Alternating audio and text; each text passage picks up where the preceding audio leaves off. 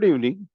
Assalamu alaikum, everyone, and a warm welcome to our fireside chat on the importance of soft skills in today's professional landscape. It's a pleasure to have each and every one of you joining us today. Before we kick off our today's event, I would like to share some background and main motives of IPIP, Irish Pakistani ICT Professionals. We started this organization in early 2019 with the aim to create an efficient and effective networking platform.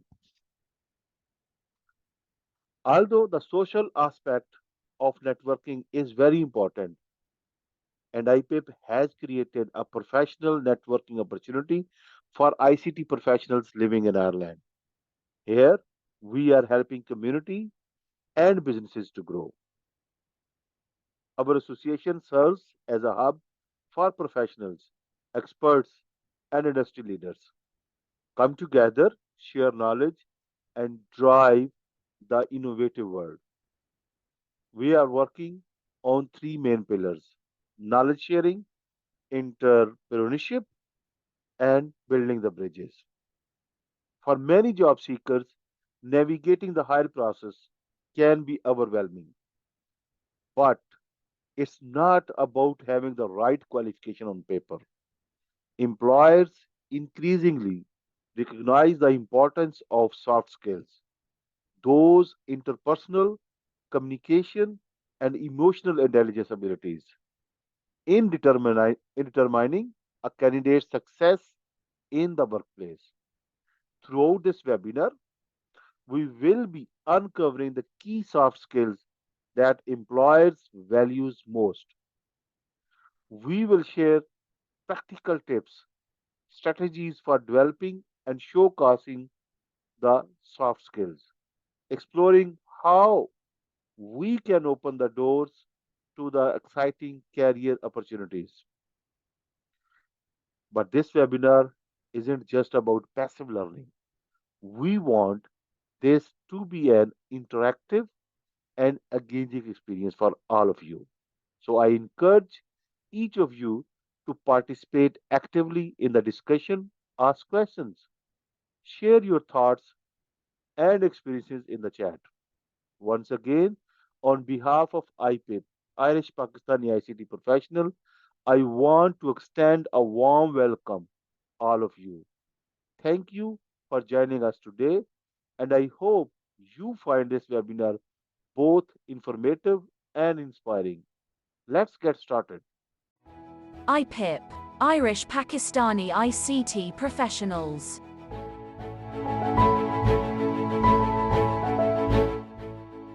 An open access platform for present and future Irish Pakistani ICT professionals. Professional and social networking.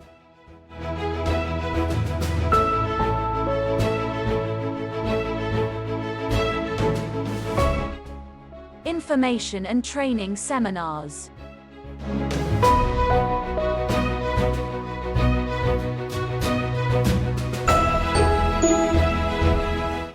Career guidance events.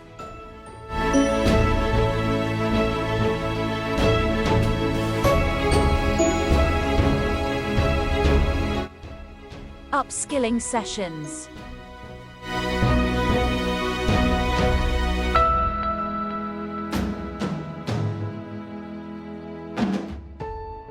Community get-togethers.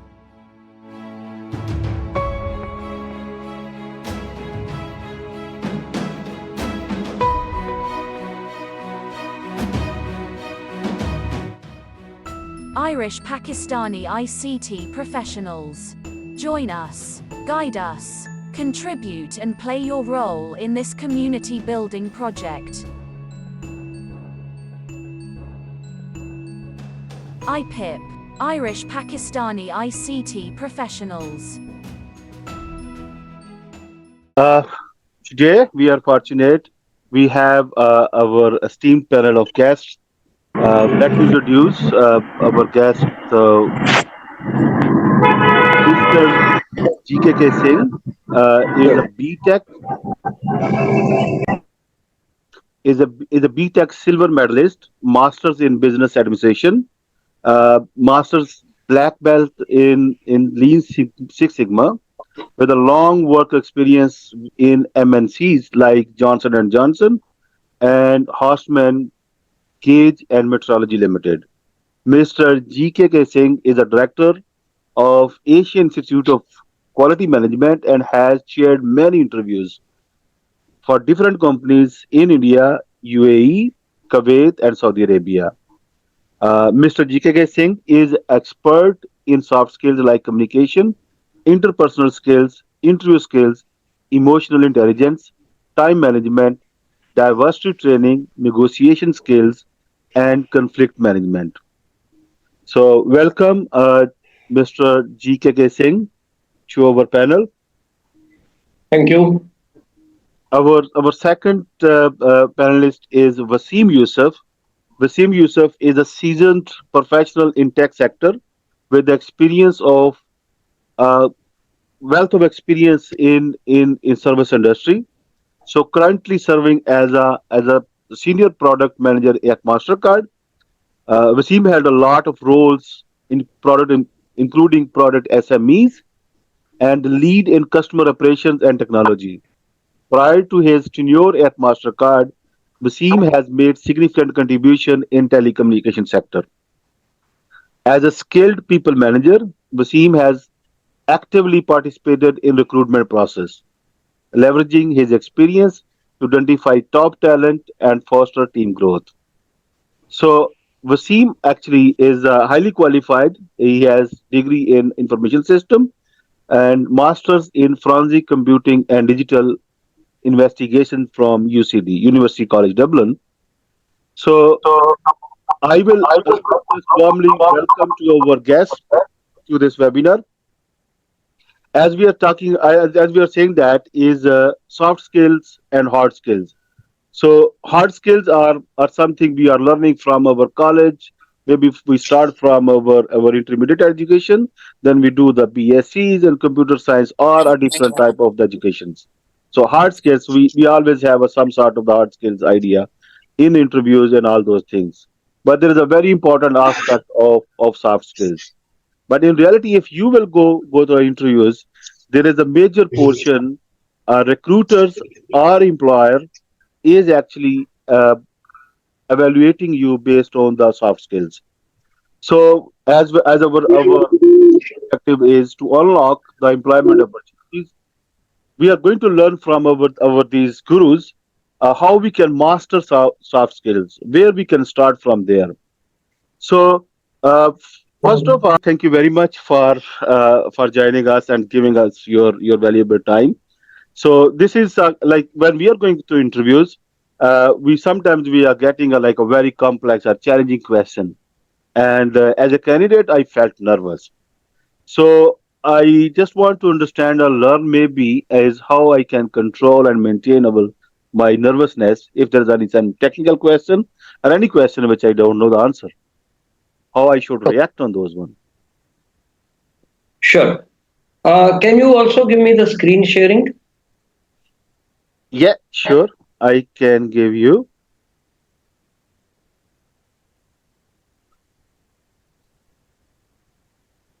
Yeah, could you share the screen now? Yeah. So I have some titles with me and some answers for these questions. I will not be reading everything that is there, but just for the easy understanding of people, I have listed the points, but we Sure. will only touch the major or main issues out of these. So now, most important for any interview is preparation. Although we may have a standard CV and we feel that I have prepared a CV, so I can keep on sending this to all the companies where I want to apply. But that is not very right. First of all, every CV that we send, we need to edit before sending it. Why and how? So we need to study about the company, the research the company, and research the job description. What are they looking for?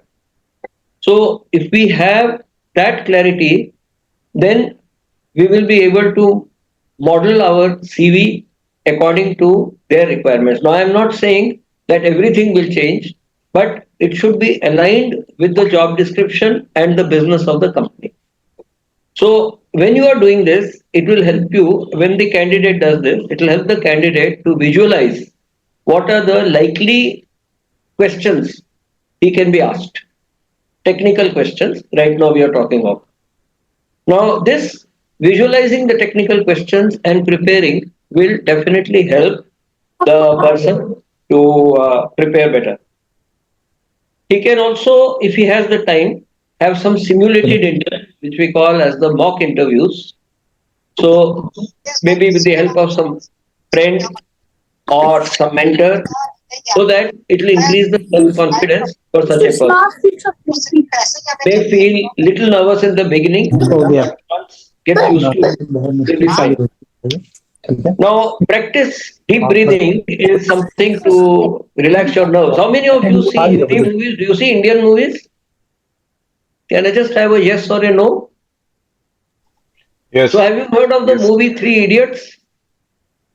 yes, Yeah. So, in Three Idiots, what does this person do? He keeps saying, all is well, all is well. So, what is he doing? Basically, he is just relaxing himself. And it is not that he was extra bold or extra great, but because of that, he got the strength to face the situation. During the interview, it is very important to listen carefully. So many times I have come across candidates who will not allow the interviewer to finish the question. They will start giving the answer while still the question is being asked. In this process, we are harming ourselves because if we allow the interviewer to talk more, sometimes it can even give us a hint as to what he's looking for. So our job actually becomes easier. If we listen carefully, then it will be possible for us to focus on the question, which means we don't have to rush to answer.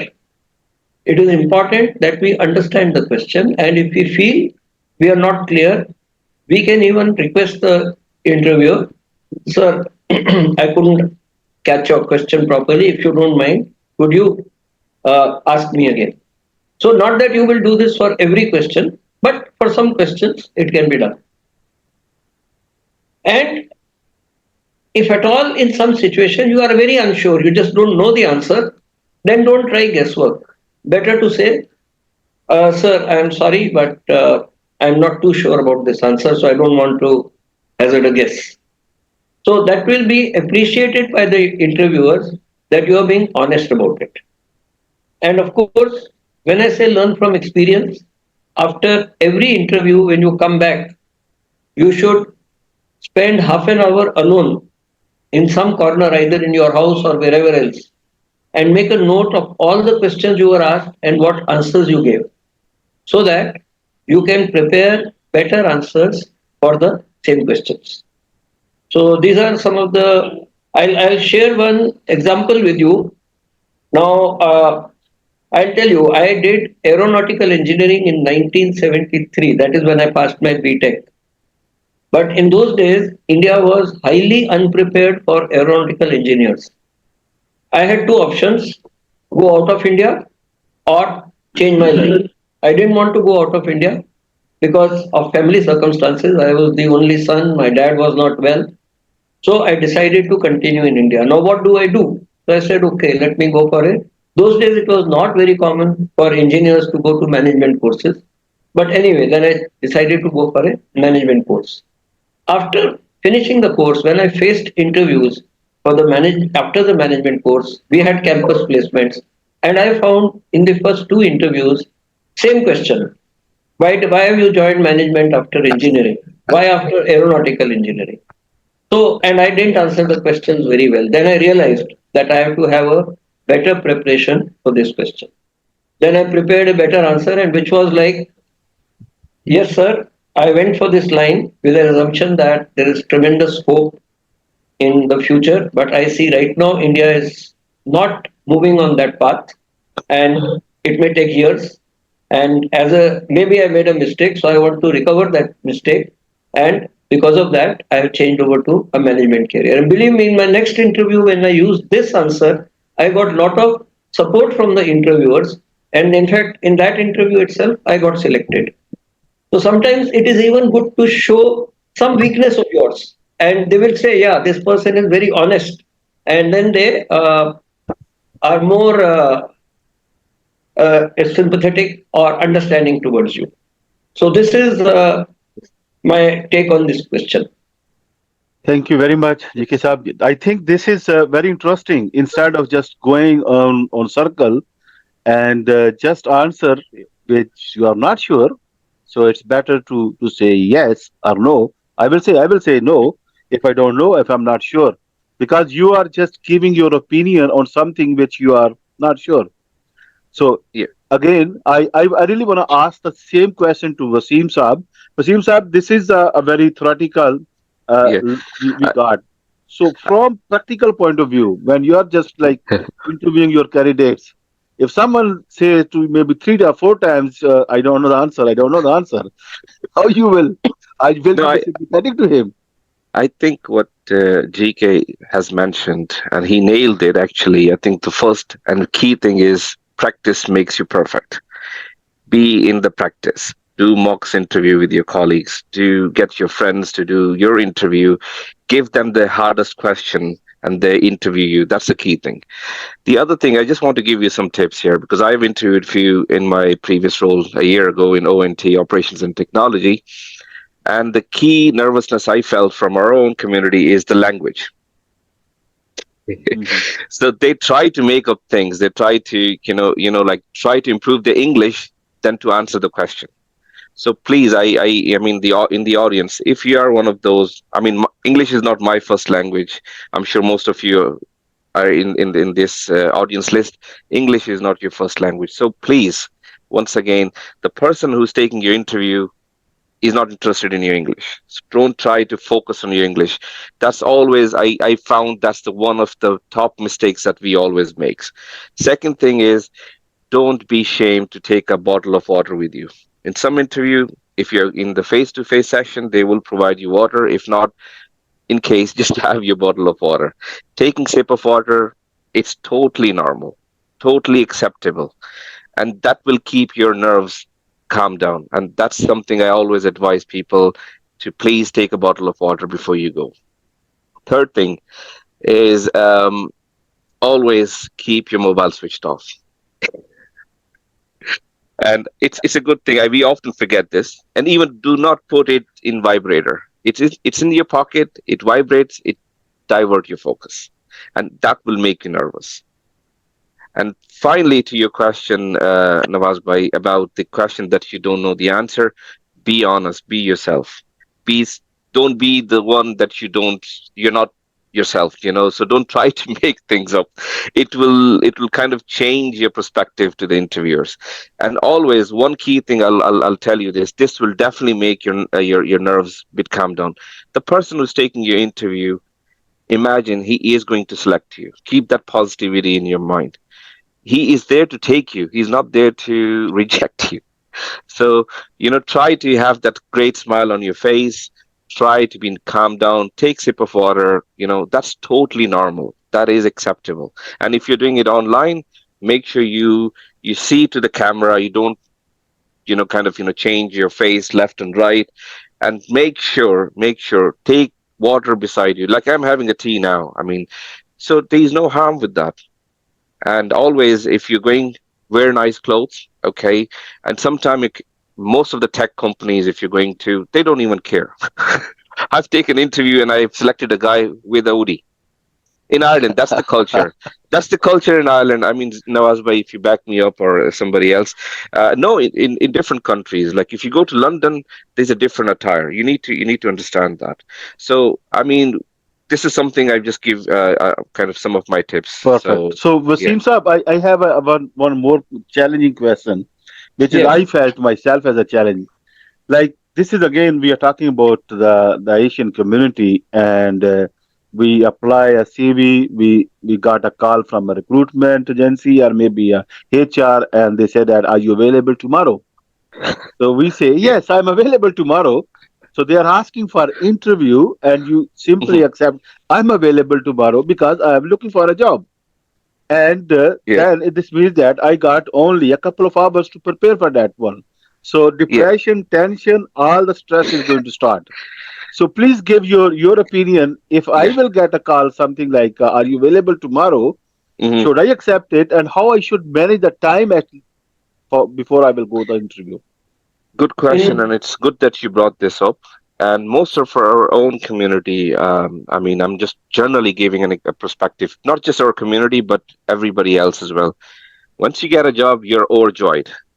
Try if you can have a day or two extra. Try. I'm not saying to push it hard. You can say in a very nice mannered way, sir or madam, is it possible that it could be a day after two because I have some other commitments? But in case if not, I will try my best to give them the options. Give them, put yourself, in a position that, sir, I have this option.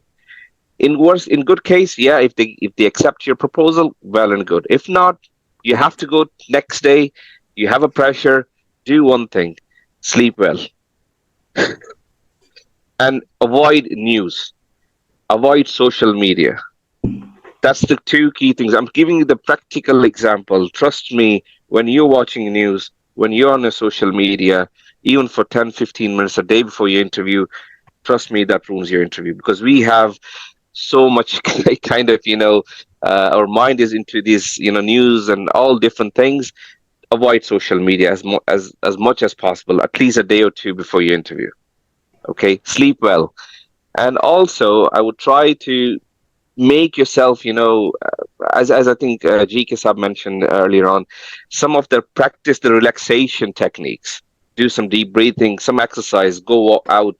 Do not just be on the internet, YouTube, just watching this. You cannot be prepared for an interview in a day or two. So whatever skills you have, be confident. Confidence is the key thing here, Nawaz bhai. If you know something, be confident. That's it. If you're confident, and then you will land to the job. That's my thing. I think GK, if you want to add anything, please go ahead. Well, you have actually mentioned very relevant points, particularly about keeping the mobile silent and avoiding social media. Very, very, very important. And maybe, if possible, try to give some justifiable reason, like I'm in a regional meeting or a conference for two Yeah, days. So I request you to give me time after 2 days. So if you can buy some time, it will always help us, I think. Yeah, is this is absolutely. this is what I have learned from my last number of years. So is the successful candidates, once they get the interview call, they really want to have maybe a minimum 3 to 4 days. Yeah, They really need, because if I'm applying on multiple locations and I have a multiple job descriptions, now I got a call for a particular job description, I really should refresh my skill set, or maybe some sort of the learn about a little bit about that company, what that company is doing, build the confidence. So 3 days, I think I will say, is a minimum you should ask, and then do the good preparation and go for success, not just go for laugh. Just for laugh, people just go there. वो पंजाबी में कहते हैं ना, वो नौकरी हो जाएगी ना आएगी ते ना सही. इस पे you shouldn't do this way. You just say that is this is my last chance and I'm going to win it, and then you say that I'm not going to accept it. But at least you must take off the I will say the blocker flag or red flag, because especially in the companies, if you are refused in a company, then I think up to 6 months you are not eligible even to apply for in that company. So you are just putting yourself in the red flag. And remember, at this time, the data is everywhere. And if you will apply after 1 year, 3 years, so the previous interviewer will his feedback will be there. So Tadi that's sudah my, macam my brand professional professional में my advice. So I will just continue this one. Again, I got a like a call from the interviewers, and now I'm confused where I should start. Should I go back to my BSc computer science or the certification I did, the resources, which resource I should use to make sure I can pass that interview? Should I concentrate on a soft skills, or should I concentrate more on the hard skill? Because hard skills are I have like a 4 or 5 years in a graduation and work experience. Should I just prepare some sort of soft skills type of the question, make myself ready? So, what you will advise GKK saying on this one?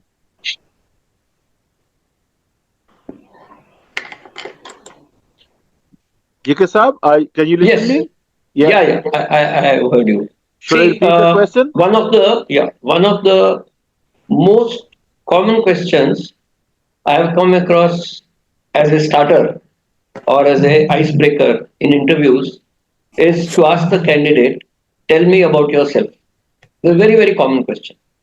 And many times the candidate is not really prepared for this question.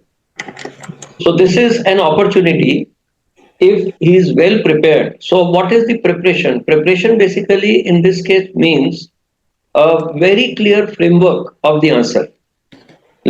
In fact, when he is, let's say, he's already got a work experience of 1 year, 2 years, or just a fresh engineer, or maybe 10 years work experience.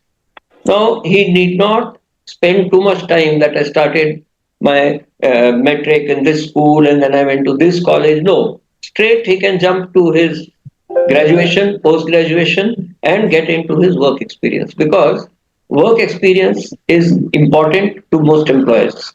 So, rest of it they can already see in the CV. So if this answer is well prepared with a focus on the person's work experiences and maybe achievements, what good work he has done during the job, that will help him a lot to get better acceptance. I I just want to add one key tip here for people who are listening this. As GK mentioned, the key question always you've been asked is about yourself. So as I have taken interview, this is the guideline we usually get from HR. If it's 1 hour interview, which is always, your interview will be 1 hour, 2 hours.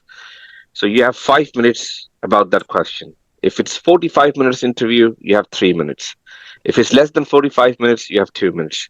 So remember, prepare that question well for 5 minutes, 3 minutes, and 2 minutes. Cool. No, I will continue. Sorry, Nawaz bhai, can Sorry, I ask? Adnan. Yeah, Adnan, related to that question. If let's, for example, someone has. Adnan, can you? I think a couple of other guys they have a questions. So let's do the Q and A maybe Okay, after a couple of minutes. So we will open the floor for everyone. Yeah. So please, everyone, hold off your questions, sure, and sure. let's go through the high level, most pressing areas what we have identified, and maybe your answer will be answered during this one. If not, we will have a proper Q&A, and we will open the floor everyone, and then we will go from there.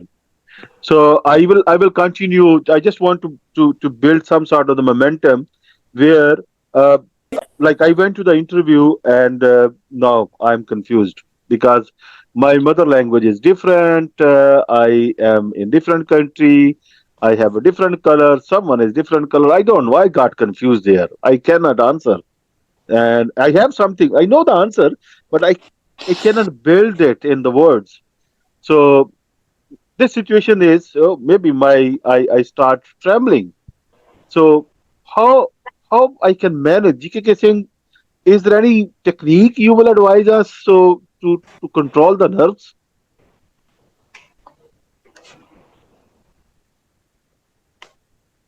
What's the question you have said?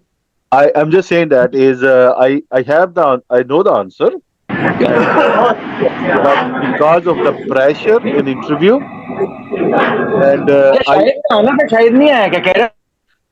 I cannot just like build my answer. So is there any way? Is there any technique so I can just control that situation? Yep. You want Wasim to answer this or you want me to answer this? Anyone can take. Maybe you can start from there, and if Wasim has something to add there. Okay, so I have some points also here. I have just jotted some points to aid our discussions. So first Perfect. thing is very important that we make an effort to talk in a clear and audible manner. I have come across a lot of technical people who have a tendency to talk in a low tone. What happens is that there are four persons sitting in the interview panel. Maybe one of them, little sitting little far, may not even be able to hear what you have said. So you Mhm. must make sure that you talk in a clear and audible manner, which means even the speed of talking. So sometimes I'm not sure about Pakistan, but in India we have some parts of India where people talk very fast, and such people definitely have a difficulty in the interview because what they have said, very few people will understand. So talking at a reasonable pace and in an audible manner. Active listening is something which I have mentioned earlier. And believe me, if we listen carefully, we'll understand the question better. Plus, it will give us time to think. Plus, I have come across situations where one of the interviewer starts talking himself. After he is given the question, he starts talking himself. So now what should the candidate do? Wait for the interviewer to stop talking or interrupt. So here I would strongly say that don't interrupt. If he is talking, let him talk. As Wasim said, there's a maximum time of 45 minutes or 1 hour for the interview. So if the interviewers choose to talk more, they are making your work easier. So don't interfere. If they want to talk, let them talk. They are giving you hints. They are making things easier for you.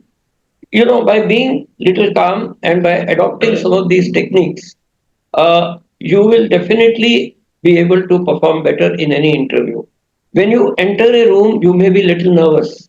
Now everybody is nervous. When a person goes for any activity, even the best sportsman, when he goes to the Olympics, he is nervous.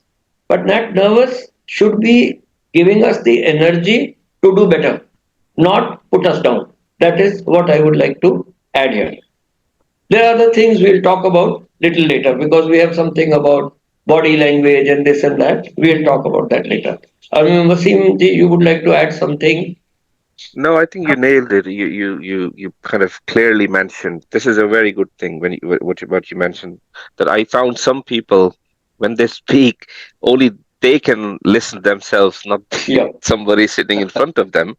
So it happens, and often the person who's taking the interview usually say, "Sorry, can you repeat that again?" And when you see that is happening, please be loud. That's kind of a not a warning, but that's kind of an indication, I call it, that the interviewers is actually asking you to please speak a bit louder.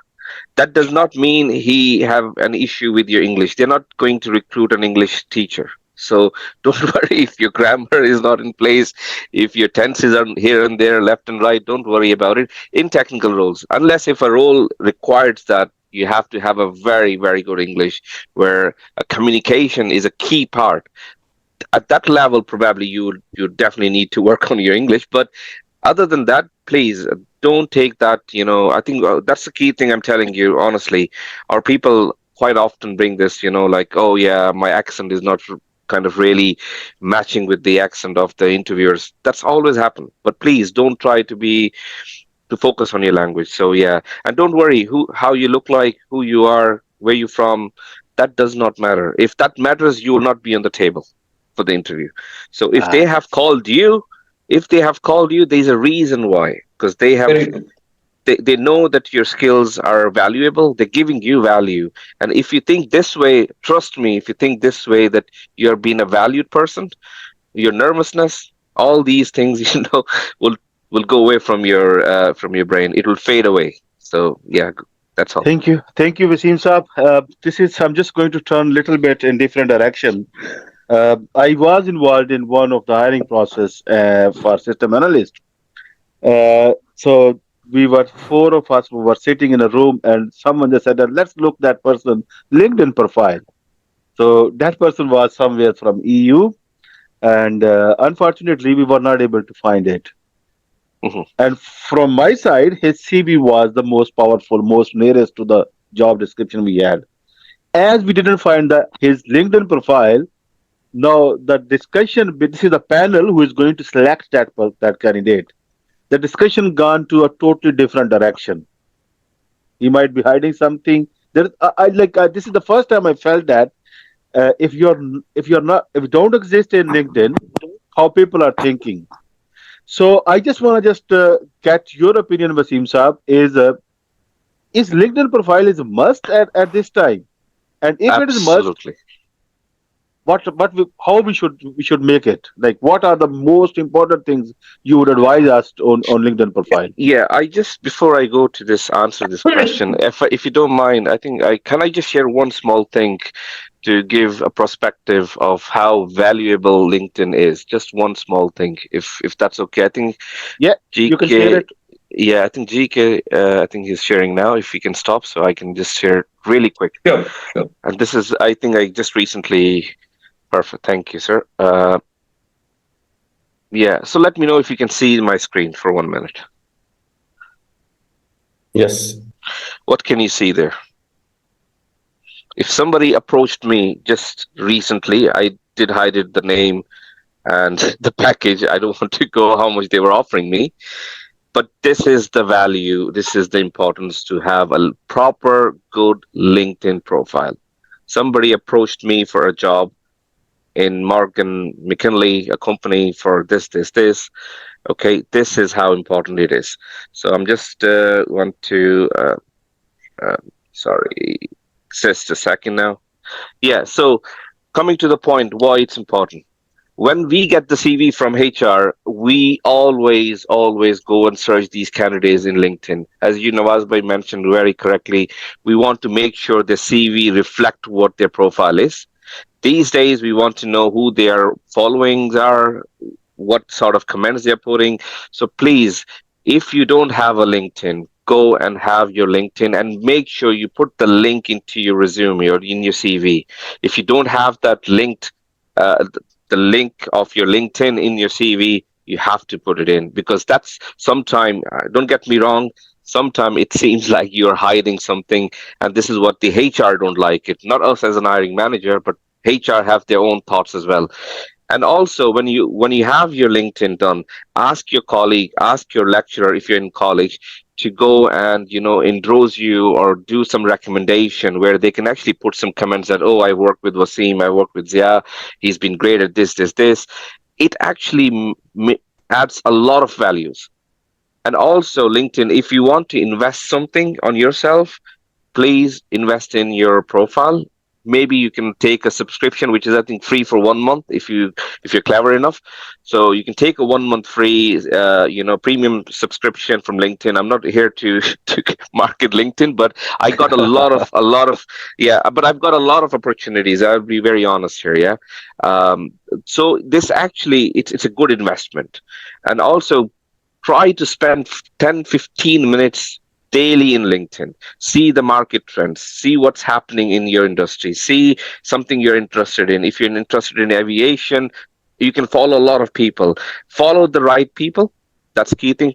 Do not follow, do not add comments on any political situation, any other religious. Please avoid all these conflicts in LinkedIn because these are actually visible. So I'm trying to give you a good tip here. Again, away from this politics in LinkedIn. Go to Facebook to do that, or X or Twitter. For LinkedIn, keep it professional. Keep it professional as much as possible. Brand yourself. Make sure you have a very good picture of yourself. That how you look like, have a good title. There's a lot of videos about it. We don't have a time here. I could give 1 hour lecture on just LinkedIn, but I don't have a time here. But this is very important, and I think the first thing which I've shared will actually brings you the importance. If you're looking for a job, if you have a good kind of a profile, and always go follow these companies like the major tech companies, comments on their. I can tell you one thing. I was offered a job from a Revolut. I've comment on one of their features, which I found a bug, and they came to me on a personal message. It's 1.5 years ago, and they actually was offering me a position, but actually I got a position in within my own company. So this is how important LinkedIn is. So if you try, don't be afraid. Go and comment if something you want to have a positive argument, I would call it. So again, this is the importance of LinkedIn. Thank you, Wasim Saab. Uh, I think this is LinkedIn is an icebreaker. This is the totally individual, I think, effort. We should make it. And the good thing is, LinkedIn is naked. You can search anyone, and you can Yeah, see. If I'm looking for someone as a QA engineer, or a system analyst, or a product owner, or something, there's thousands of there. So I can mimic something. I can. It will. It should push me to think something is. Oh, I had this capability, but I never put in my LinkedIn profile, or I don't have in my CV. So and it's a good learning opportunity as well. create networks. Add people within your own community. Again, there are few rules. I mean, as a professional, please don't bring. I always say to this our own community, including myself, we should try to avoid politics in LinkedIn, because that actually brings not really positive towards the hiring process, because people can see this. I mean, these days LinkedIn is one we always check. Facebook, you can do whatever you want to do, but always try not to engage in all these things. But again, this is my own tip to you. These are being Perfect. checked by HR actually, not by as an hiring manager. We don't, but HR always check these things.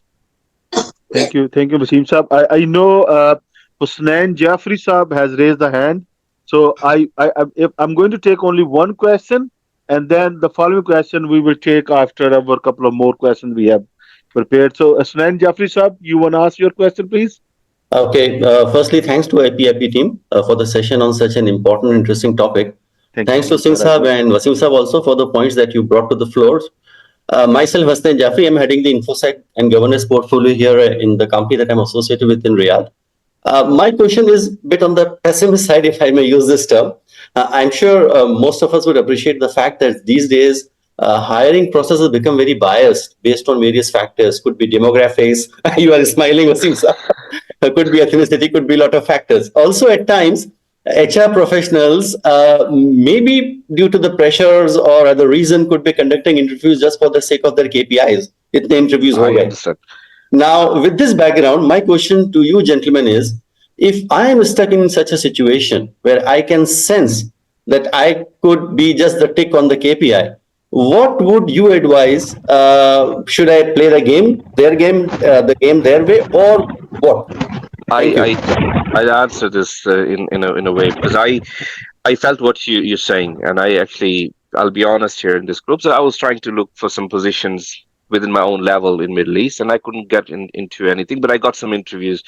What I tried now, I tell you the key things. LinkedIn. That's why I always say why LinkedIn is important. No, I'm not going to be putting here a judgment on the HRs. I don't know. I have never met them. I'm again not going to go in detail of the biasness of the HR. But what can you do? That's the key thing. What Mm, can you mm, do? Way around.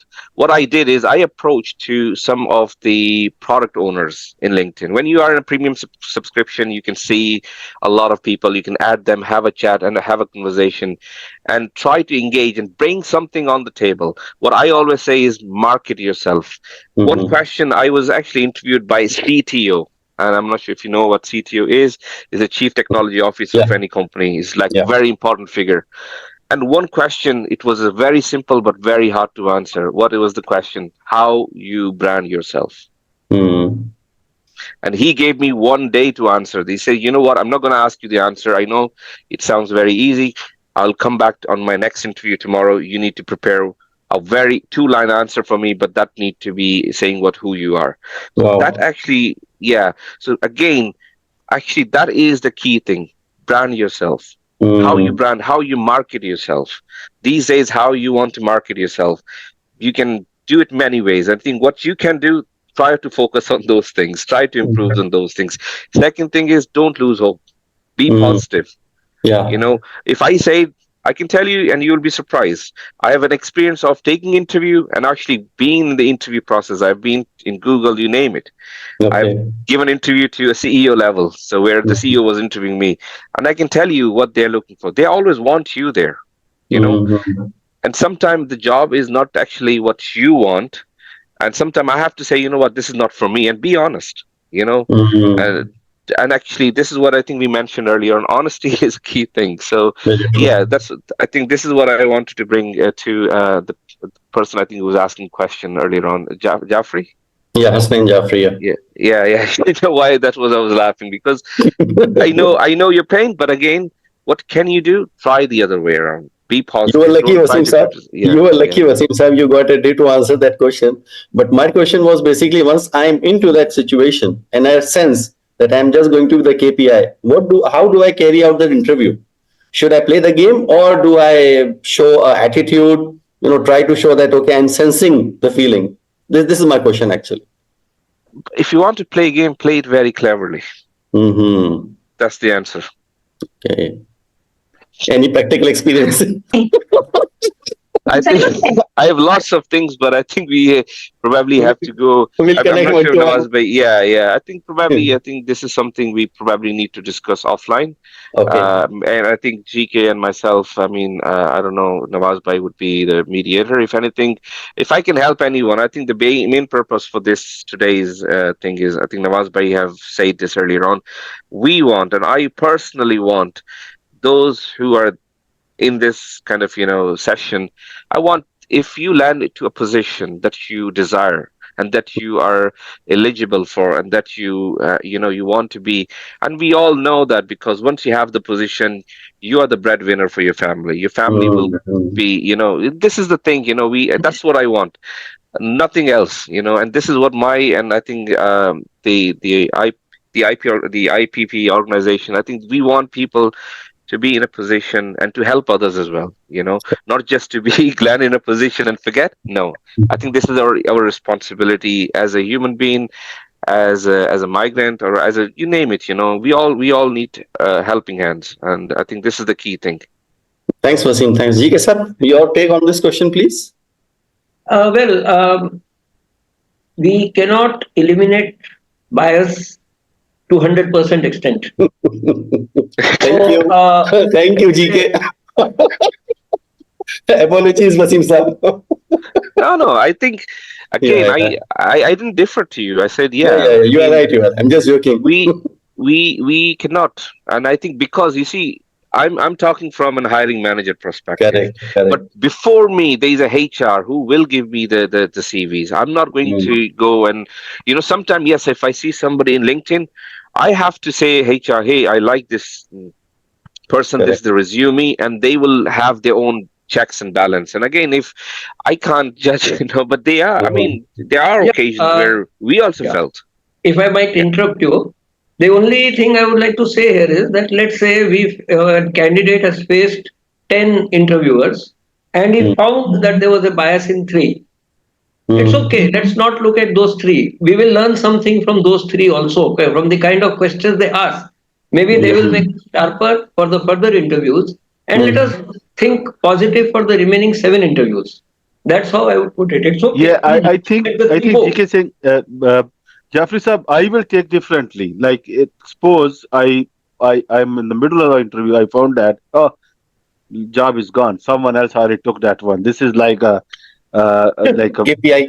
Khanapuri KPI. Just think that one. So again, I got a podium. I got an Mm, opportunity to say mm, something. There might be a 4 or 5 guys. They don't mm. have a position at this time. So I have a opportunity to leave a positive impression to that person. Although that person is playing, but I'm going to leave the positive impression. True. If I knew that one, and this is how we are going to talk all about emotional and I will say that the skills where how I'm going Mm. to control my emotions.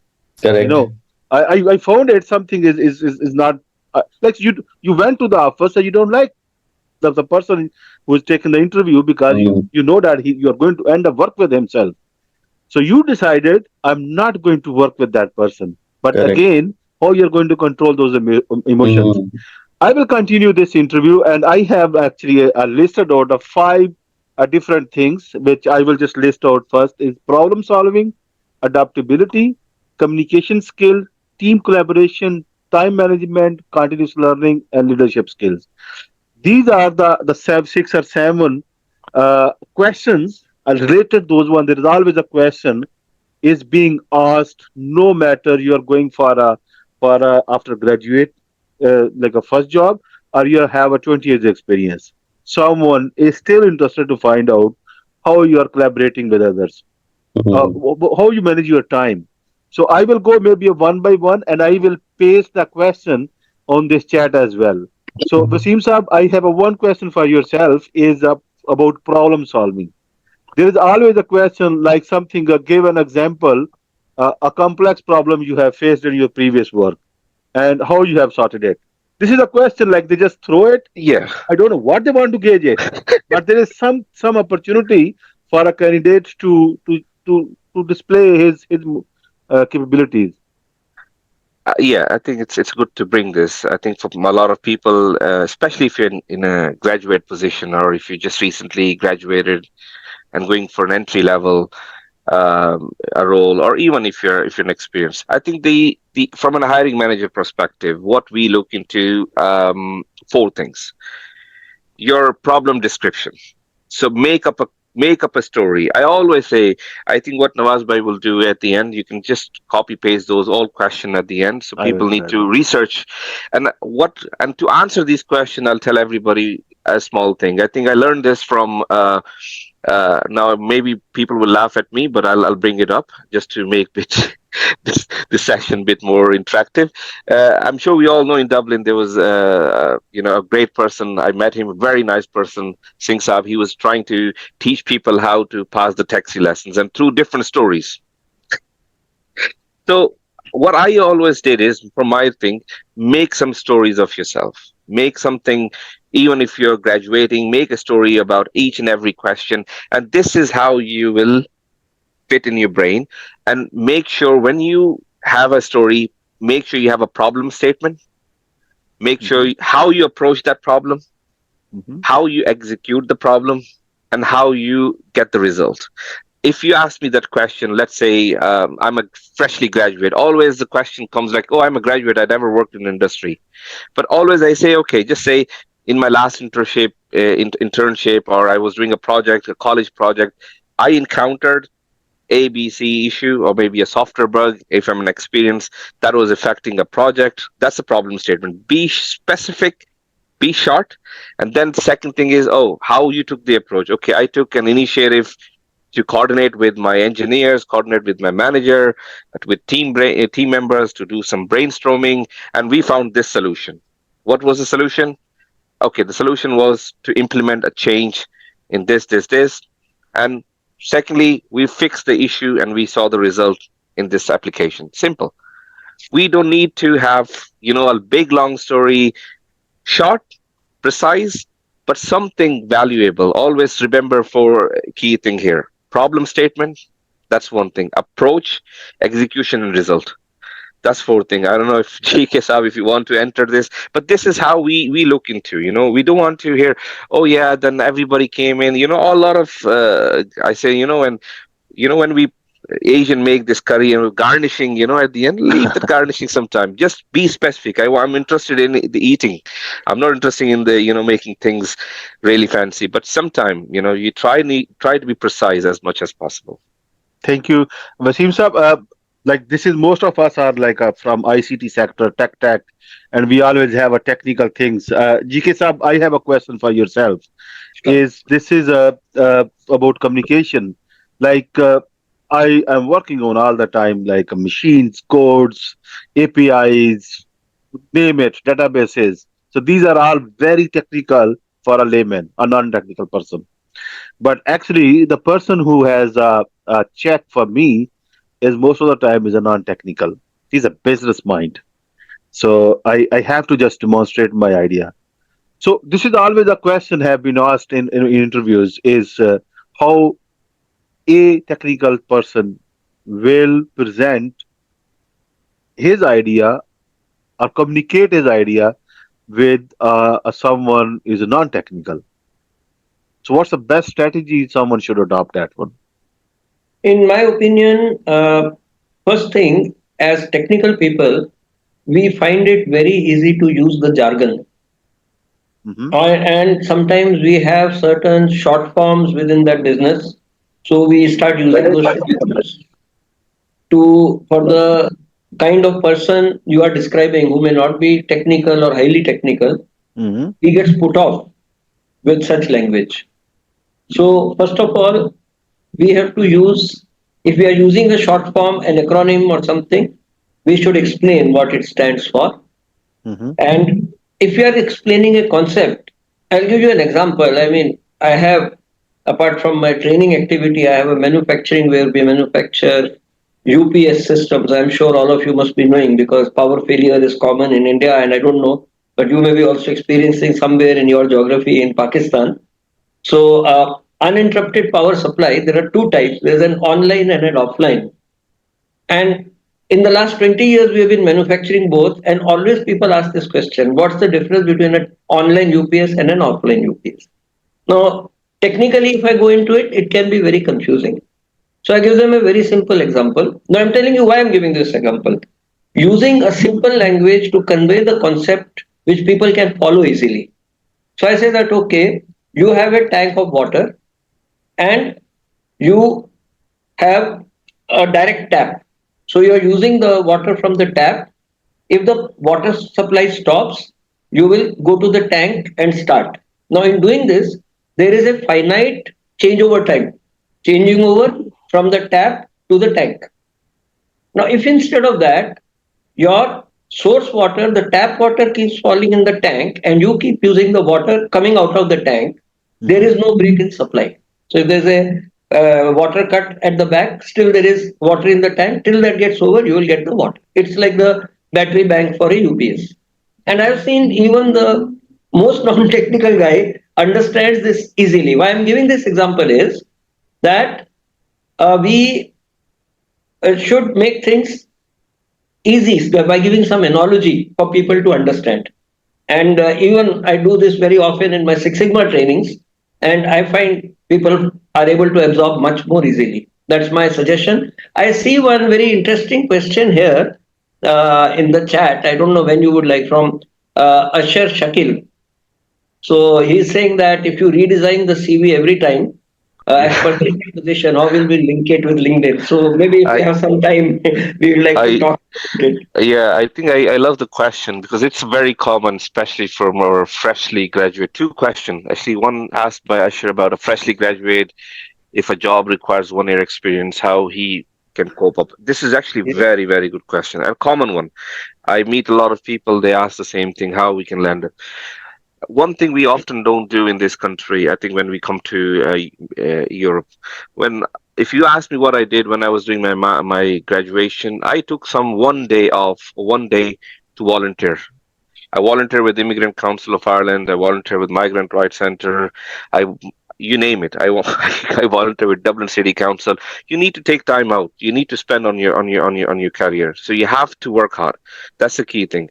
That's how, even those voluntary, you can put those things in any of the career thing. You maybe build up your leadership skill, maybe you build up your communication skills.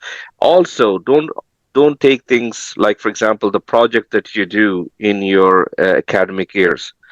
Put that as your experience separately.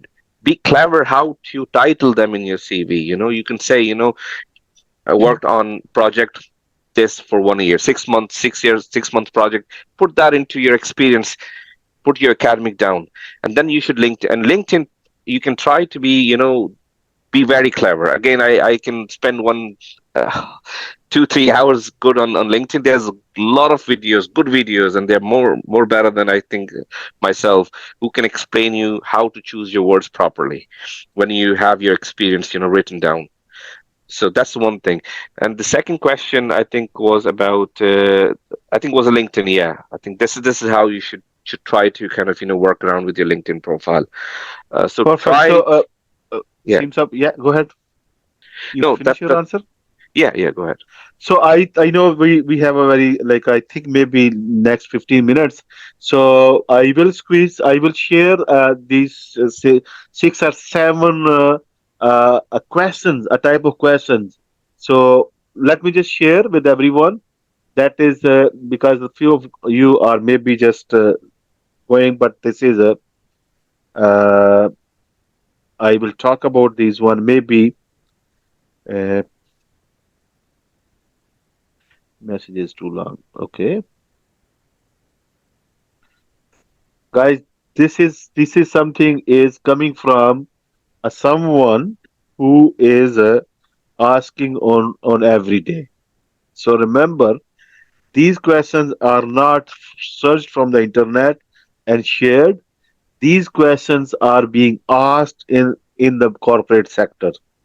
So my opinion to all of you, copy all those questions, start writing down the answers. Discuss those answers with your colleagues, with your friends, someone who is senior than you. Make sure you have a one or two use case and scenario, and then because these are the questions will be asked, like you can say that this is something is one of those questions you will face it. So get it ready. If you will answer such those questions in a professional way, in a very something confident way, and you have examples related to those one, I think you will have a better chances of winning. Yeah. uh, yeah, go ahead. Yeah. So again, if you ask me, Nawaz bhai, I think these are the questions to me. I've always get a sheet from HR, and these are the questions always all listed. Maybe the wording could be different up and down, but if you see, for example, continuous learning, leadership skills, time management, these are the types of questions that you always 110% you'll get it in Ireland. So if you're going in tech sector or even a management or accountancy, so these are the things that always come on your way. So yeah, be well prepared. And I think because of the time, I would love to continue this. I have to go for Maghrib. I'm actually so, but again, I think we definitely probably need some other sessions on this to Mhm. work on. And I'm based in Ireland, so if anybody want to have anything, I'm more than happy to help out you with anything I could. So I'm very open with So this. Wasim Saab, you go to do your Maghrib, and Yeah. if you can jump in back, I have a couple of questions from GK Singh. I think GK Singh, you was just talking about seven habits graph, Yeah, yeah, and if you have, please share with us this. I think this is something interesting to learn it for time management point of view. sure.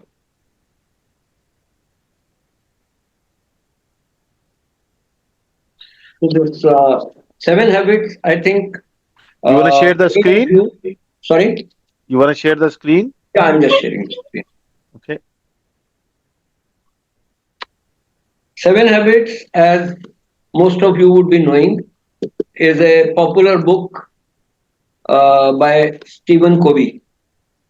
And in this book, he has talked of some practical habits. Uh, so the first book he has written is Seven Habits of for Highly Effective People.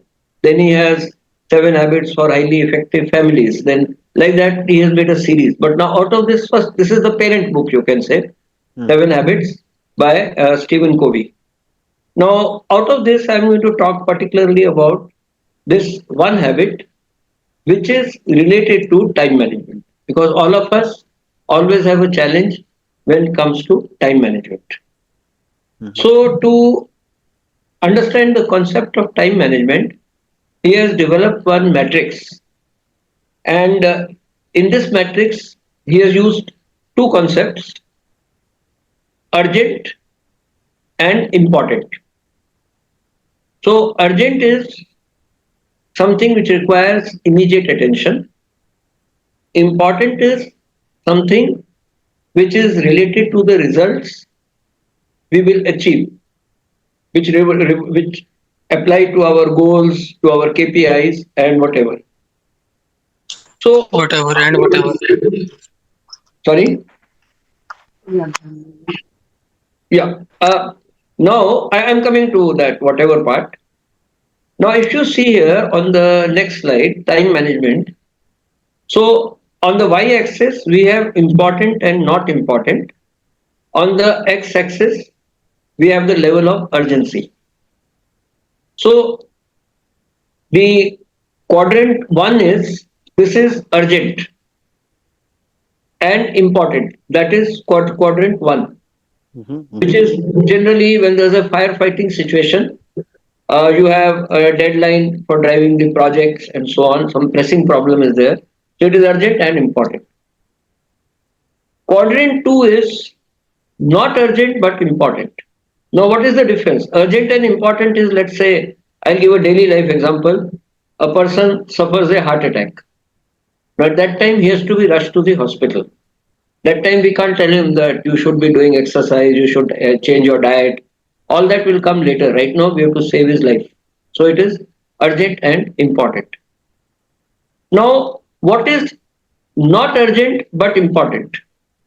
That is the quadrant two. So, for example, a normal person right now, he has not gone into the situation of the heart attack. It is not urgent that he should do exercise every day, he should take care of his diet and all that.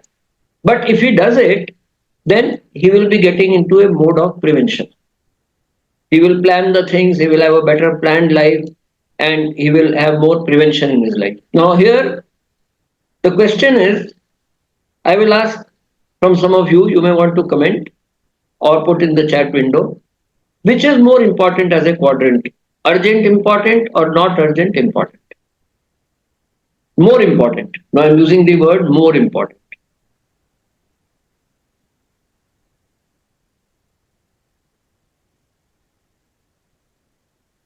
Okay, so Taha has mentioned urgent.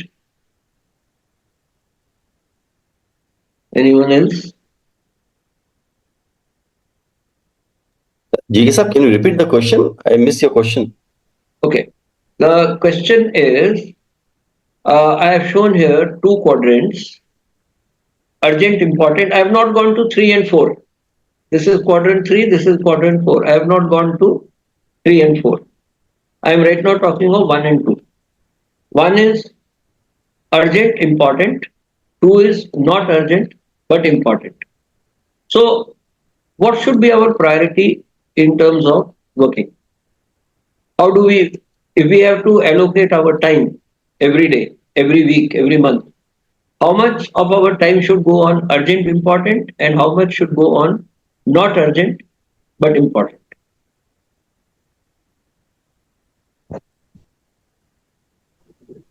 So I find that majority of you, barring one or two, you are opting for quadrant one, which is urgent and important. Means it is taking care of today's problems.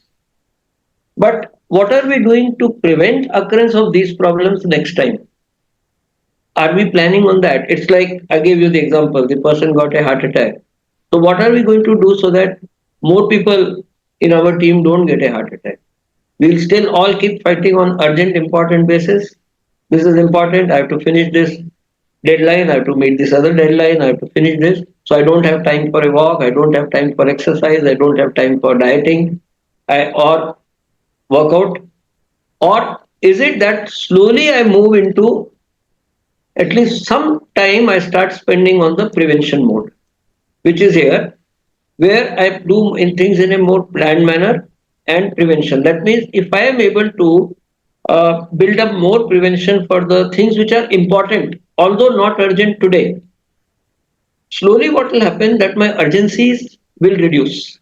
What happens is that because we keep doing the firefighting and crisis, running after urgent and important, we don't get time to take care of the not urgent but important. I hope this is clear. If anyone has a doubt, you can again ask. Okay.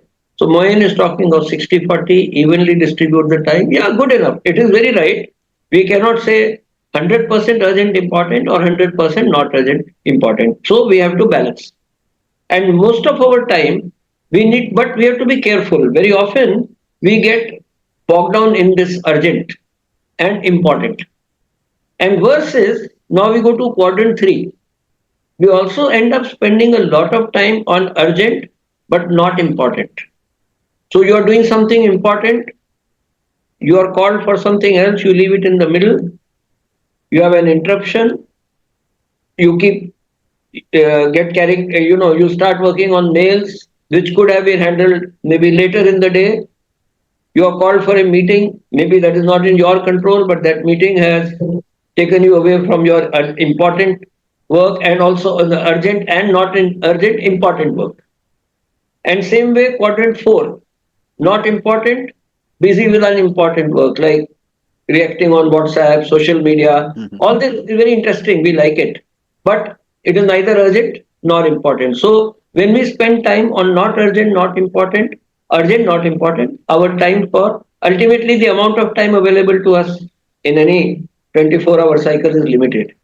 So within that, we have to conserve. And that's where we have to, and yes, as you said, 60-40. I am not saying that you don't go to social media, you don't have other interruptions, but our priority should be the top two quadrants, one and two, where also we should try to get more and more into a culture or habit of prevention and planning so that we can avoid the firefighting and crisis situations. So this is how we handle the time management. And one guideline here is, which I'm taking you back to the previous slide.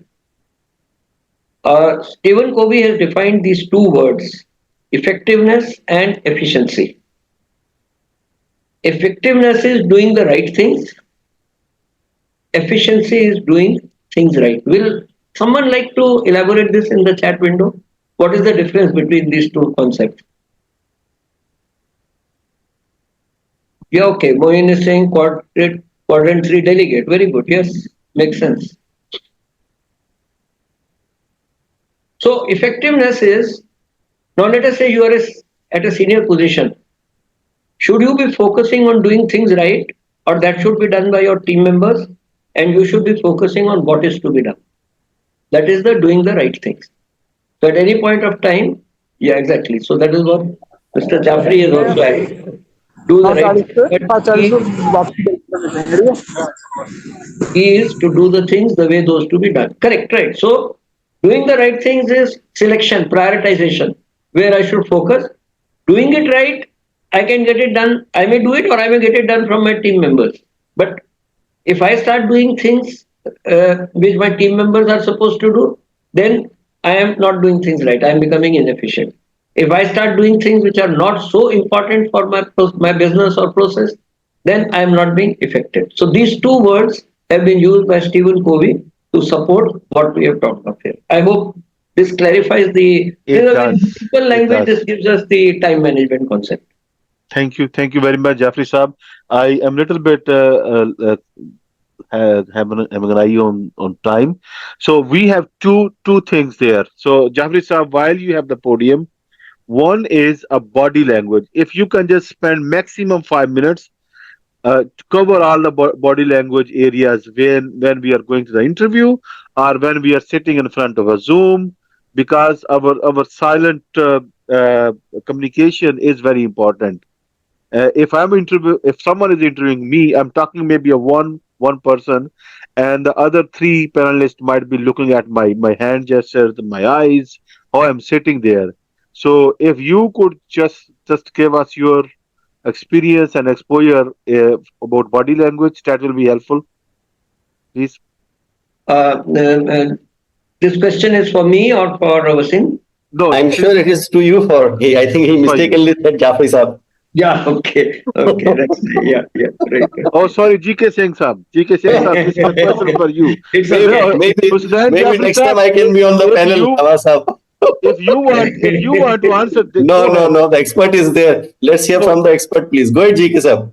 so Okay, anyway, after thank this you. question, we will open the podium to everyone, and then I know the Sayyid Faraz and other guys have raised the hands. Then we will just ask the question directly to GK Singh. So now see, body language is playing a very important part. Apart from the studies have shown that actually we are spending only 35% of our time on the on the verbal communication. About 65% goes on non-verbal. But many times we are not paying attention to the non-verbal. So you can see that a simple example, a small child who has not yet learned even how to talk, he understands very well the language of his mother. If he has done some mischief, he has made some trouble, he will, from the gestures, from her face, he will understand that she is unhappy with him. So that is what we are talking of as body language. Now, in body language, there are a few things we have to take care during our interviews and even in our day to day working in the job. So, first thing is that how we, when we sit in the interview or we sit, sometimes, most of the times when you're in the interview, you are sitting across a table. So, your legs are not visible. Your hands are visible, but legs are not visible. But it can happen that sometimes you are sitting with a very senior person in typical settings they may be having is that he's on a sofa and makes you sit opposite him on the sofa. Now he's seeing your full body. So how you keep your legs? Are they crossed? Anything which seems to, like crossed legs, hands folded one over the other. These are supposed to be defensive. You are like trying to defend yourself. Whereas keeping the hands open, that means a little away from each other, not clasped. Keeping the legs open, not crossed. This is one indicator that you are a open-minded person. This is how the other person will perceive you through your body language. Now, another thing is your movements. So, some people you will find while sitting, they will keep tapping their foot. They'll make a noise, tip, tip, tip, tip with the foot. Now, that is again making it disturbs the other person. It shows nervousness on our part. Some people, if they are sitting on the table, let's say the person has got some items on the table, maybe a pen, he'll start playing with the pen, may not with the interviewer, but let's say he's sitting in the office of a senior, talking to him, and the senior's pen is there, he starts playing with the pen. Senior feels uncomfortable about it. So, all these, or tapping the table with the fingers. So, all these kinds of gestures will disturb the person to whom you are talking. So we have to be very careful how we sit, how we keep our hands, what movements we do, so that the person feels he is talking to a composed person. Now, second thing is the active listening. That means now if you are sitting for an interview on the chair, and let's say you are leaning on the back of the chair, it shows the interviewer feel that you are a very casual person. You are not, don't seem to be too interested in the job. Now you might say, no, no, I am very sincere. How can he say like that? But that is the impression he will gather. So when we sit for an interview, whether it's on a sofa or it's on a chair, we should be little bit leaning forward. Showing that shows that you are alert and you are more taking interest in what is being discussed. Also, show some involvement by nodding your head from time to time. That is also important. Just imagine if they are talking to you and you don't nod your head, you sit in a relaxed position, you create a very non-committed impression. Now, all these impressions do matter, especially in an interview, because apart from your verbal communication, they are evaluating you on the basis of your body language. Now, another very, very important thing is eye contact. So, eye contact means it doesn't mean that we should be staring at the person. If you're talking to someone and you go on staring, he'll get scared. So, we are not doing that, especially if you're talking to a lady interviewer and you start staring at her, she is going to misunderstand you. So, how do you do the eye contact? So, eye contact has to be a general eye contact in the sense that you look at the other person's eyes, then look left, right at the other interviewers, then again look at the person. So, don't keep a fixed eye on the other person. Keep eyes moving, but a general eye contact should be maintained. Let's say you're talking to an audience of 50 people. What do you do? There also, you should not be talking in one direction to two people in the group. Your eyes should be rotating like like you have the old days, we used to have this table fan which used to rotate left to right. So we have to be like that. Our head has to be rotating left to right, right to left, looking at all the people in the audience. That brings the involvement of the people. So these are some things regarding the eye contact. Again, some people, culturally, I think to large extent, India, Pakistan are similar. And one culture we have always had that don't look into the eyes of elders. So if you're talking to an elderly person, you look at the ground. Now, this is okay at home in the family, but when you're in an interview, you may be talking to someone elder to you, but if you do that, it will be interpreted that you are nervous or you are hiding something, you are not having an eye contact. So, eye contact with the interviewer, as I said, a general eye contact, not a staring, but a general eye contact will help a lot because eye contact helps the person to feel, to get a communication that what you're talking sincerely. See, sincerity is something which is in our heart. We can't show it. But the way we can show the sincerity is through our eyes. So just we can remember this, and by using our physical posture, our eyes in terms of the eye contact, our composed sitting, not uh, fidgeting or tapping or playing with the objects will help us a lot. Now, there's another thing here, mirroring. Now, this is a very interesting concept in body language. So, they say that people like those who are like them. So, what it means that there is a natural tendency that you will tend to be more friendly with someone who has similar appearance like you. So, this can happen even with the interviewer. If you try to, I am not saying that you, here, of course, the word used is mirroring and matching.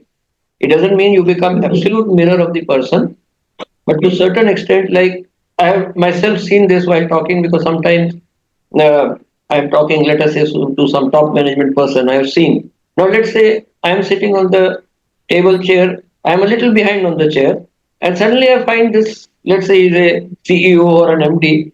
He comes forward to talk something to me. At that time, if I also go forward, he'll be more comfortable, and I will establish more rapport with him. Now, after some time, you will find if you do this, try this with some people, you will find after some time the person will go back. Then you also go back. So this is called as mirroring. With practice, it requires little practice. You can't do it. I mean, if you do it too obviously, so the person might say, "Why are you imitating me?" So we have to be little careful while doing it. But with practice, you will be able to do it, and this also helps you to bring in more rapport and friendliness with the person. So also your facial expression. So for example, a small smile on the face makes a lot of difference. But of course, when to smile, when not to smile. Let's say by chance during the interview, an interviewer tells you that, last week we would have interviewed you, but I had to go. My father passed away and I was out of the country for 10 days. But that time you have to make a serious face. You can't be smiling at that time. I'm just giving you an example that you have to change with the situation. So these are some examples I'm giving you to how to use body language for our advantage. So I think Very I'll good. Yeah, just Thank, just thank you very on that much. note, I just want to add, I think for online interviews that are very kind of very normal these days. So I had done this last year, and most of the issue that I found, people do not look at the camera, or the camera setting is like they're looking on the different direction, which kind of makes. I know it's not the if you're in face to face doing the eye contact, but in case if you're doing it online, make sure, like I'm now looking at the camera, so make sure you have that kind of view that you're looking into the camera and you're talking to the person. So that's just want to bring that up. Very good. Thank you, Vasim Saab. You came back. GKK San Saab. Look, this is for me. Of a body language point of view, a lot of learnings. Lot of learnings. I think this really needs a practice. Someone needs to say that how I'm reacting, how I'm sitting.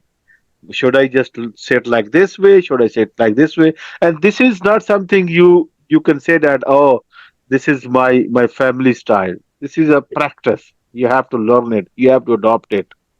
So and then it's not something is I will say it's acting. It should be part of everyone personality to look sober. So I think there are two questions we have here. So we have Sayyid Fraz Saab, you have a question? You wanna just unmute yourself? Yes, good evening, everyone. And so I have two questions from the panelists. Sure, go Uh, ahead. m- could you hear me properly? Yeah. Yeah, we can hear. Yeah. So my first question is that sometimes we have gap in our CVs, like for 2 months or 3 months, depending upon the situation. Like company fired you, or like you didn't you think you realized that this position was not good for you, and then you left that company. So, and then when you are going, so you have a gap in the in your CV, and when you are going for an interview, then the interviewer asks you what you were doing in these 3 months. So my question is that what should be a professional and appropriate answer? If Mhm. company fired you, we should say honestly that company fired me, or we make a story that uh, I took a gap because I had a marriage, these type of things. So what should we do? And my second and last question is that sometimes we join a company, and after 3 months we realize that this job was not meant for me, and I had to change my job. So like I'm in a wrong place. So then you start looking for the jobs, and the interviewer asks you that why you are leaving a company after joining for 3 months, and they think that you will also leave them. So how to deal with these type of questions? Thanks to bring that up, Sayed Saab. I think if you, I can tell you now, one of the person who met me just this evening, and he had the same issue. He had been doing jobs for 3 months and then move on to different 3 months. And he said now when I was trying to find a job, they say you don't stay in one place is because he was doing some mini contracts and then also he had some family issues. Uh, Now, when you say gap, I think when you say within 6 months, generally for companies, they don't kind of try to take that as a negative. It things happen for your family, and again, if let's say if something happened seriously in your family, if you have to take a break, that will never bring negative, but instead you will sometime you gain some kind of emotional kind of uh, things with the interviewer, so they're okay with that, but try not to kind of prolong this gap. Try to do something. There are tons of free things you can do online, even if it's a course for 5 hours, you do it, you get the certification, put it on LinkedIn. That okay, you can try to put something, inject some sort of certification. I mean, as I'm GK, if you can correct me. So I had a Lean Six Sigma yellow belt, so you try to upgrade that, so try to do something, at least build up your upskilling thing. So try to do something, don't just sit around. And I mean, we all have this mobile phone and we can do it in your devices. So try to inject some sort of thing, certification into your gaps, which even if you do it in one day, but you can make up a story that you did it in 1 month. That's if I'm going to ask you a question, so you're well able to answer that. Okay, I do this and do this. Try to make sure your basics are correct. I give you an example. I asked somebody, he said, "Oh, I'm a champion of Java. I did this, I did this." I asked him, "Is null a value or not?" A simple question. I think anybody in this who does the math would know this. No, it's the answer is no. And he was thinking like it's a big question I've asked. Do you know what I mean? So try to Yeah. make sure your basics are correct. I asked people about APIs. I was looking for somebody for our, API products. And again, I think I was a bit shocked. People have no knowledge. I mean, the basics are not correct. So try to correct your basics. That one thing. The other thing is, yeah, that's the thing. What was the other question? Yeah, my second side, thank you very much for your answer, Vasim. And my second question, like, so it's the last question. It was that sometimes when you join a new company and you Yeah, realize after 3 months that, okay, this was a not position was mean for me, and I'm not a person for this position. So you decide that, okay, this place is not for you, and you start searching for the jobs. And in the interview, they ask you why you are leaving for 3 months. Then actually I they got give your you the question. yeah, they give you Yeah. the perception that you will also leave them. Yeah, I got your question. I think to be honest, if it happens once, it's okay. But if it's happened quite often, that's not okay. Your research is very bad then. Do your research. Apply the jobs. Apply the jobs that you are passionate about. Apply the jobs that you can do it. You know, and also it's the part like if I interview, there's always it's the part of the HR that comes to us. Please explain the job description to the candidate first thing.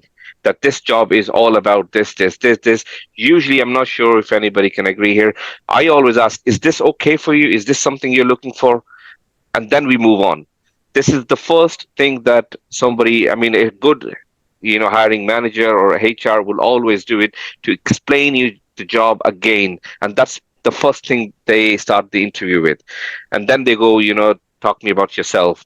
So make sure, listen carefully. I think GK have mentioned earlier on, listening is the key thing. Research about the job before you go for it. And one Even thing, Wasim Saab, let me just chime in on this one. Is I think this is one a basic mistake we are doing as Asians, because we are just like trying to get a work.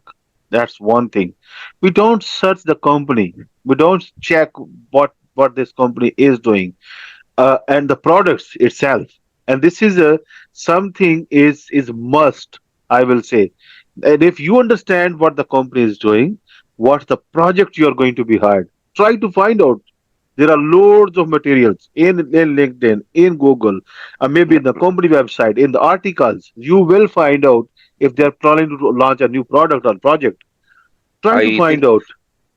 usually Nawaz bhai, and Yeah. most of the people who are in the professional world at the moment, and I've been asked this question always.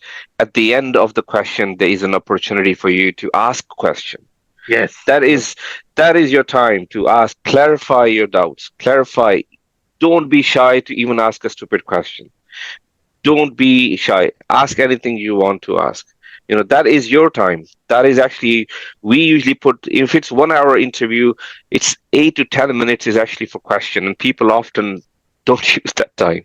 Ask, prepare for those things as well. Prepare for those questions.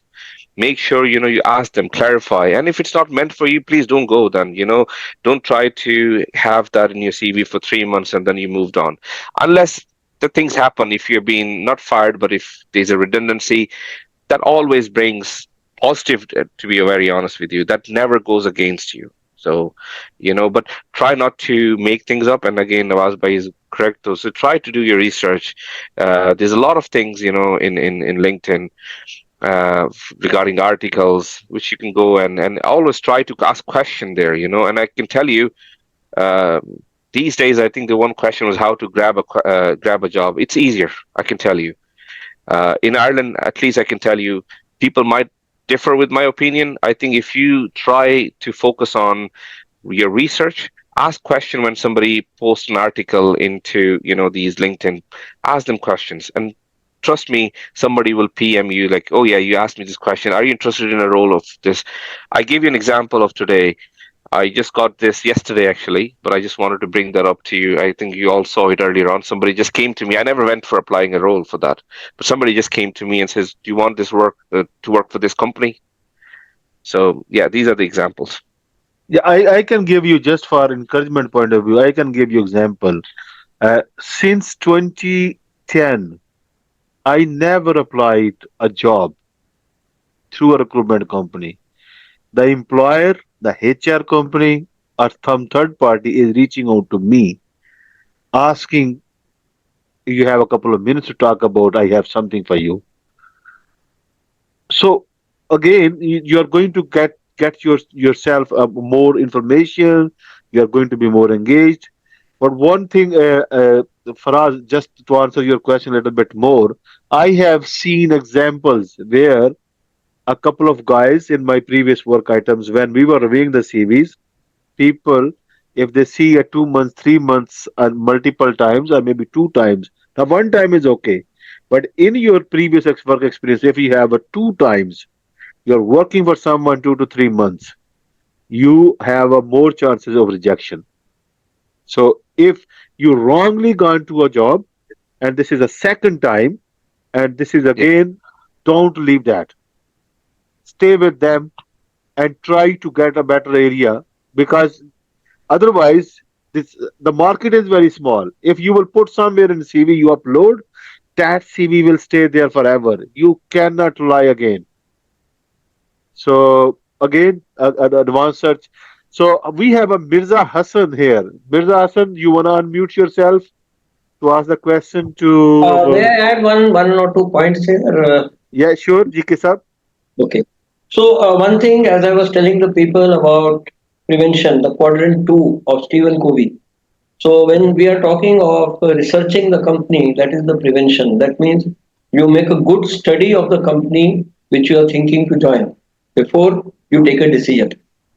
And Yeah, that will help you to, maybe you are desperately in need for a job, but still it may be better that if the research shows that it's not the right company, maybe the right job, the right company, the right culture, then you should not join.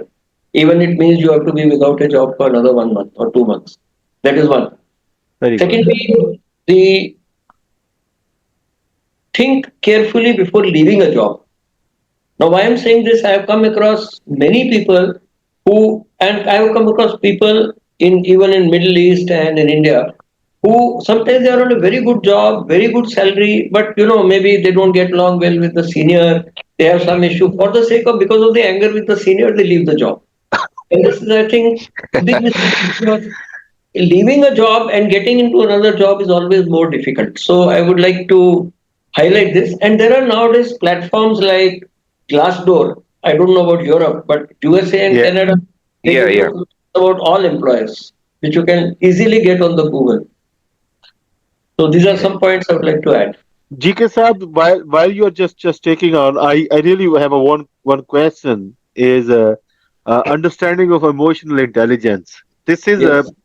we all will last. मैं इसको थोड़ा सा उर्दू में या बोलता हूँ पंजाबी में कि हम जो है ना थोड़े से इंतहा पसंद है, सोच में भी है, हम बहुत जल्दी गुस्सा कर जाते हैं, हम कहते हैं जी हम जो है वो या ब्लैक एंड या वाइट है, हमारे अंदर Yes. नेगोशिएशन कुछ नहीं है. So could you just talk about understanding the emotional intelligence and how we can manage it? So in Punjabi, there is a saying, I will say it in Punjabi, some of you will understand. Uh-huh. Gussa khada mal paraya. Yes, Some of you understand? I do. If you get angry, it is your loss. Perfect. Okay. So this is a very common saying in Punjabi, and I don't know, some of you may have heard of it. Now, thing is, coming to emotional intelligence, this is different from logical intelligence. Problem with most of us, whether we are from IT or from engineering, our brain consists of logic and emotions. And most of the time, we tend to think more logically than emotionally. Why many of the times you will find there is a difference of opinion between husband and wife. It is the same thing. Wives, many of them generally tend to be more emotional. So they have more of this emotional intelligence that emotion part works more in them, in the ladies. Not all, but many. On the other hand, majority of the men, especially the engineers, technical people, and so on, they have a tendency to go more after the logic. Ultimately in life both are important, so we have to learn, we have to unlearn that too much of logic we have done during our engineering days and start also looking at things from the emotional angle, which would include social interaction, building relationships. These are some important things. So what are, now I'll give you an example how sometimes when you talked of anger, how anger can hurt us. And if we don't understand our own emotions, if we cannot control our anger, our behavior, we end up feeling sorry later on. I'll take a small story, if you don't mind, little time on that. So there is this situation that the husband and wife, they are having a breakfast on the table, and they have a 5-year-old girl. She's just sat down for the breakfast. Now, the school bus is going to come in another 10 minutes and she has to leave. So what happens is that she is eating very slowly. So the father gets angry. He says, "Why are you eating so slowly? Finish your breakfast fast." So she gets little upset, and by mistake the hand touches one glass of milk. The milk falls on her dress. So now breakfast is forgotten. She is taken into the room, dress is changed. By the time all this happens, she is crying. She doesn't want to go to school. By this time all this got over, bus is gone. So now wife gets angry. She tells the husband, "Why did you have to lose your temper on the child? Now you drop her in the car before going to your office. He is already getting late." So anyway, he has no choice. Wife has told him. So he drives her, drops the girl at the school. She has reached school also late. And now, when he is driving to the office, near the office, he realized that in a hurry he has forgotten his laptop bag. So now you see how much things have gone wrong because of that one emotional reaction. Could this have been handled better? So, for example, okay, the girl was not eating, so maybe mother or father could have told her, "You are losing the bus will go, you will not be dropped, hurry up." She doesn't listen. Let's say milk is dropped. Okay, still the reaction could have been, "All right, don't worry, we'll get ready quickly, let's go." So, what I'm saying is how we react to situations makes a lot of difference, and this emotional intelligence is related to that.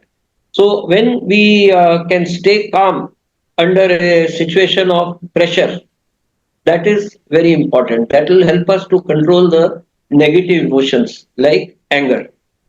And the other element that comes in is the empathy. Now, there is a difference between, you must be knowing, empathy and sympathy. Sympathy is you feel sorry for somebody. Empathy is you get an understanding of the other person's, how that person thinks, what are the person's feelings, needs. So many times, you will find between husband and wife where the differences are there because they don't have empathy for each other. They don't realize the other person's emotions and needs, and that's what creates the differences. So these are, I'm giving you simple daily life examples so that we can understand the importance of this emotional intelligence. Apart from now, this happens in our organization, so even with our colleagues, even with our juniors, and sometimes with the senior also. Why we say my senior doesn't behave well with me? Because we don't have the emotional intelligence to understand his emotions. So this is, I would like to add in short. Okay, thank you very much. Mirza Hassan, you have a question? Yes, hello. Yes, hello. Can you hear me? Yeah, we can hear you. Yes, so I have a question. At the moment, I have a job seeker visa, and so I apply a lot, like in Europe, and I got a rejection. Uh, so when I asked to the HR, can you let me know the feedback? So he did not reply me.